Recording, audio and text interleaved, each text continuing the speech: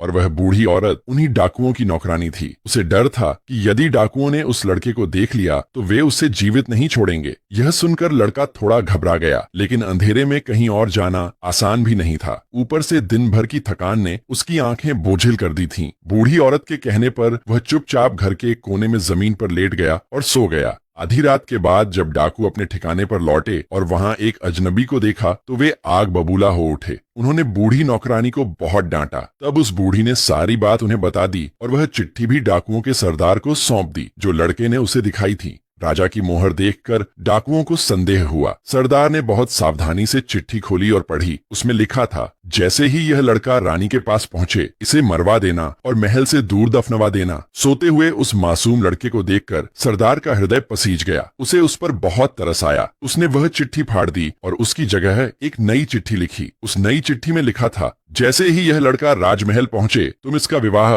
राजकुमारी से कर देना। यह कार्य मेरे लौटने से पहले पूरा हो जाना चाहिए। इतना लिखकर सरदार ने वह पत्र लड़के के पास रख दिया और भोर होने से पहले ही डाकू वहां से चले गए। सुबह जब लड़का जागा तो बूढ़ी औरत ने उसे थोड़ा जलपान कराया। इसके बाद वह फिर से राजमहल की ओर चल पड़ा। राजमहल पहुंचकर उसने वह खत सीधे रानी माँ को सौंप दिया। जब रानी ने वह खत पढ़ा तो वह आश्चर्य से भर गई। उसे समझ नहीं आ रहा था कि राजा ने यह कैसी आज्ञा दी है, एक अनजान लड़के से अपनी राजकुमारी का विवाह करने की। लेकिन खत पर राजा की साक्षी मोहर लगी थी। रानी ने सोचा, इसमें कोई छल नहीं हो सकता। राजा के लौटने से पहले ही उसे यह विवाह करना था। रानी ने लड़के को अपने पास बुलाया। उसका भोला भाला स्वभाव और सुंदर मुख देखकर रानी का मन उसके प्रति स्नेह से भर गया। अगले ही दिन बड़े धूमधाम से उसने अपनी बेटी का विवाह उस लड़के से कर दिया। लड़का राजकुमारी के साथ सुखपूर्वक महल में रहने लगा। कुछ महीनों बाद राजा वापस राजमहल लौटा। उसके मन में उस लड़के को लेकर बड़ी उत्सुकता थी। उसने महारानी से पूछा, उस खत वाले लड़के का क्या हुआ? महारानी ने शांत स्वर में कहा,